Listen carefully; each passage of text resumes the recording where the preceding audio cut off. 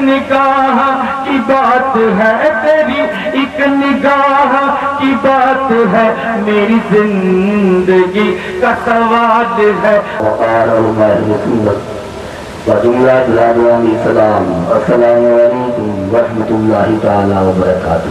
وعلیکم السلام ورحمۃ اللہ وبرکاتہ۔ الفاتحة إلى روح حضرة النبي الأمين الكريم صلى الله عليه وآله وسلم۔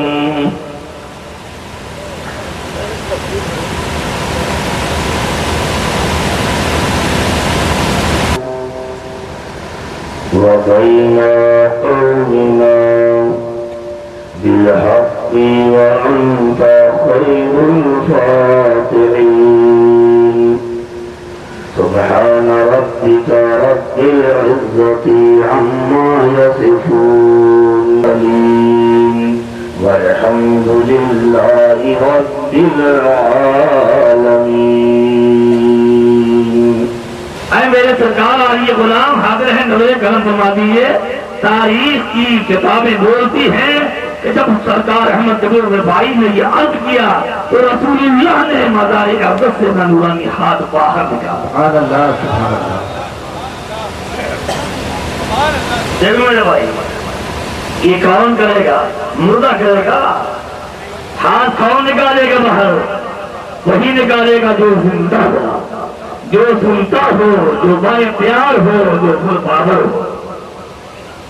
اور اللہ کے نبی عاشق کے طالب اعلیٰ صلی اللہ علیہ وسلم کا ایک موقع آیا، آتے ہیں جان و دل ہوش و خیرت سب تو مدینے پہنچے۔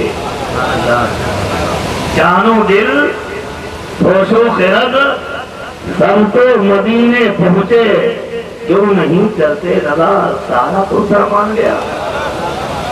ہو سکتا ہے ہم یہاں رہیں اور ہمارا دماغ، ہمارا تصور، ہمارا دل مدینے شریف میں۔ آئیے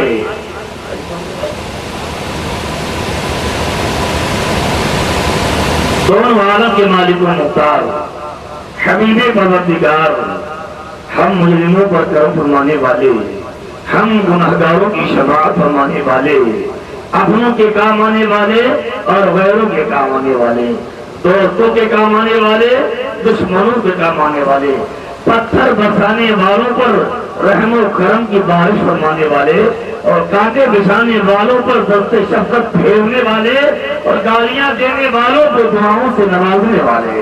یہ کیا پیارا پیارا رحمت و نجات و مغفرت والا نام پاک جناب محمد رسول اللہ صلی اللہ علیہ وسلم ہے۔ ان کی بارگاہ شریف میں دودھی پاک نذرانہ پیش کریں، بلند آواز سے سبھی حضرات پڑھ دیں۔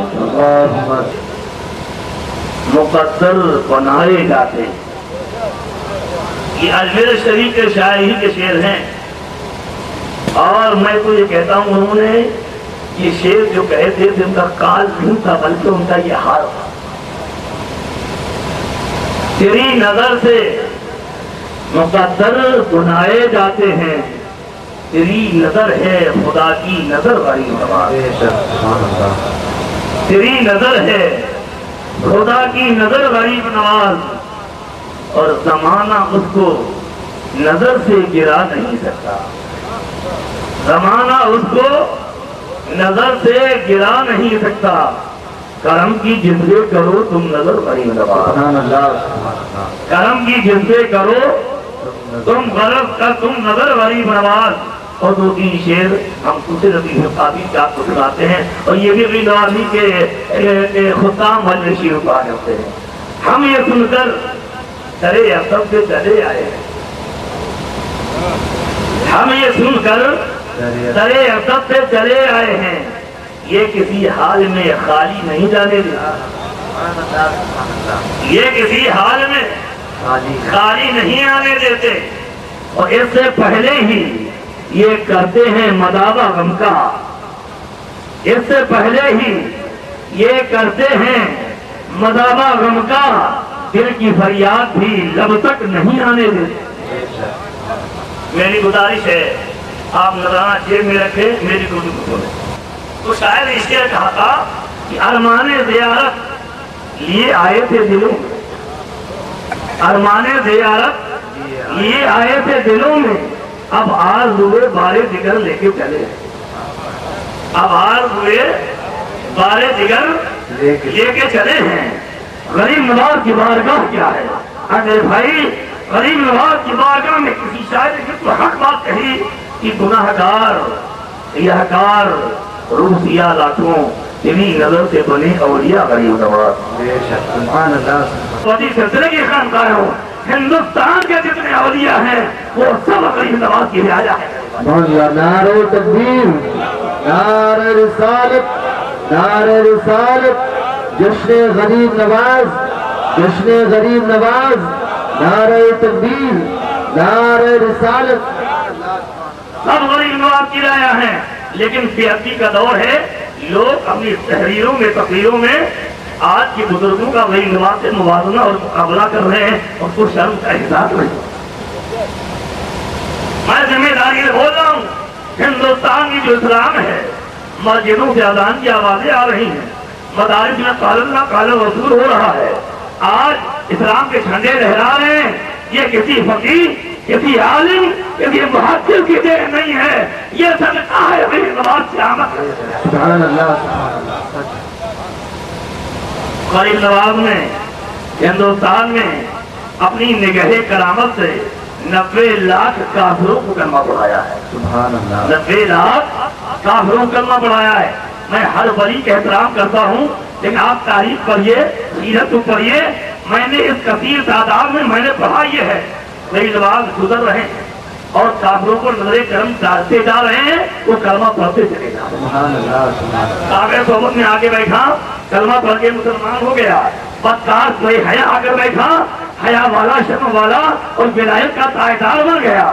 اے میرے بھائی، آپ کیا نہیں جانتے جے پال جوگی کو یہ واقعہ آپ نے بار بار سنا ہے، جب غریب نواز کے کھڑاؤ نے گرایا تھا اور وہ خدمت میں حاضر ہوئے، کلمہ پڑھا، مسلمان ہوئے، نظر کرم ڈالی، ولی بنا دیا، اس کے بعد کہا کچھ اور کچھ مانگنا چاہتے ہو؟ کہا حضور کچھ چاہتا ہوں۔ کہا کیا چاہتے ہو؟ کہا حضور قیامت تک کی زندگی چاہتا ہوں۔ لیکن میرا بات یہ ہے، ولی کی زبان سے جو نکل جاتا ہے اللہ وہی کر سبحان اللہ، سبحان اللہ، سبحان اللہ۔ تیری، لیکن کسی کو نظر نہیں آنا۔ یہاں یہ غریب نواز کے اختیار کی بات ہے، تو غریب نواز کی عظمت کیا ہے؟ یہاں میں آپ سے کیا بتاؤں، میں اس لائق نہیں ہوں کہ غریب نواز کی عظمت کو آپ حقوق سمجھنے پاؤں یا بیان کرنے پاؤں۔ یہ لوگ ہیں جو آج موازنہ کرتے ہیں، فلاں بڑا ولی ہے اور فلاں کا مرتبہ زیادہ ہے، کیا یہ تو اللہ ہی بہتر جانتا ہے۔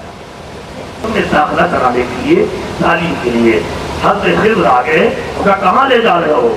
کہا میں اس کو مکتب میں لے جا رہا ہوں، ایک مولوی تھا کے پاس تعلیم کے لیے۔ حضرت خضر فرمایا ان کو اور کہیں مت لے کر جاؤ، ان کا حصہ معین الدین کے دربار میں ہے، ان کو وہاں لے کر جاؤ۔ حضرت خضر جمہور کا قول یہ ہے کہ وہ اللہ کے نبی ہیں اور نبی وہی کرتا ہے جو خدا کا حکم ہوتا ہے۔ آپ ذرا غور کیجیے، خدا کے حکم سے سرکار قطب پاک کو بارگاہ غریب نواز میں پہنچایا گیا۔ آپ نے اشارہ کیا، سرکار حمید الدین ناگوری لاہور میں تھے، فرماتے میری اچھی بنی اور کھولی تو کیا دیکھتا ہوں اور میرے شریف کے حاضر ہوں۔ فرمایا کہ میرے قطب کو پڑھانا ہے۔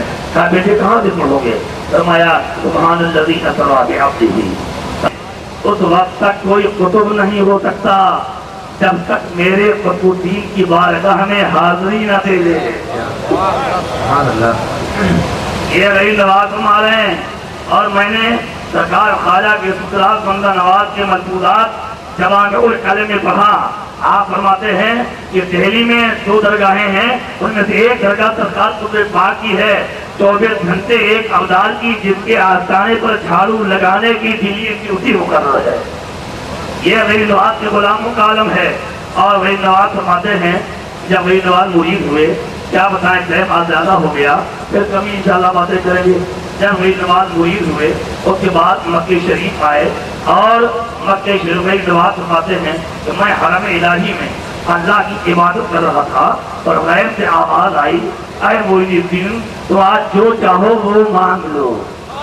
سبحان اللہ سبحان اللہ موقع غنیمت جانا اور عرض کیا اے اللہ میرے مریدوں کو بخش سبحان اللہ کیونکہ مرید قیامت تک جس نے میرے سلسلے میں مرید ہو سب کو بخش دے رب نے ارشاد فرمایا معین الدین میں نے سب کو بخش دیا سبحان اللہ سبحان اللہ میرے سلسلے کا ایک ایک مرید جنت کے داخلہ ہوتا ہے سبحان اللہ نعرہ تکبیر نعرہ اور میرے ساتھ یہ ظلم ہو گیا کوئی جواب نے خادم حکم کیا امامہ اٹھا لاؤ امامہ خادم لایا آپ نے سر پر امامہ مانگا ہاتھ سے چھڑی لی وہ کہا چلو میرے ساتھ پہنچ گئے اور وہ سوئی پر کی لاش لٹک رہی تھی مردہ لاش لٹک رہی تھی اور یہ نواب نے اشارہ کیا اور حکم کیا اے بیٹے تو نیچے اتر سبحان اللہ سبحان اللہ بھائی نواز کا اشارہ ہونا تھا کہ زندہ ہو کر وہ بیٹا نیچے کھڑا ہو گیا سبحان اللہ سبحان اللہ اور آسان عالیہ کے وکیل سے اس کا انتقال ہو گیا خواجہ عبد المقیر صاحب قبلہ انہوں نے ایک واقعہ مجھے شیخ نے سنایا کہ ساتھ ایک لڑکی تھی شادی شدہ ایک عورت تھی وہ کچھ اولاد نہیں تھی تو گھر والے سب پریشان کر رہے تھے ساس پریشان کر رہی ہے نند گالی دے رہی ہے شوہر الٹا سیدھا پک رہا ہے یہ اولاد نہیں ہو رہی ہے تو کی شادی کرنے کے ایک ماحول بن گیا ہے اگر شادی ہو 2-4 سال اولاد نہ ہو تو بہت کی پریشانی اور آفت آتی ہے یہ بڑی شرم و حیا کی بات ہے اے میرے بھائی اولاد دینا نہ دینا یہ کسی بہو بیٹی کی بس کی بات نہیں ہے یہ اللہ کی قدرت کی بات ہے آ جائے ہند وہ دربار ہے اعلیٰ تیرا آ جائے ہند وہ دربار ہے اعلیٰ تیرا کبھی محروم نہیں مانگنے والا تیرا آئے گا امداد کیسے ہو سمجھ میں آئے گا امداد کیسے ہوتی ہے سب کے جیسے پکارو تو یا غریب نواز مگر سب کے جیسے پکارو تو یا غریب نواز سرکار غریب نواز کا دربار آپ نے حضرت عالمگیر کا یہ واقعہ سنا ہوگا غریب نواز کے بڑے منتخب وہ لوگ جو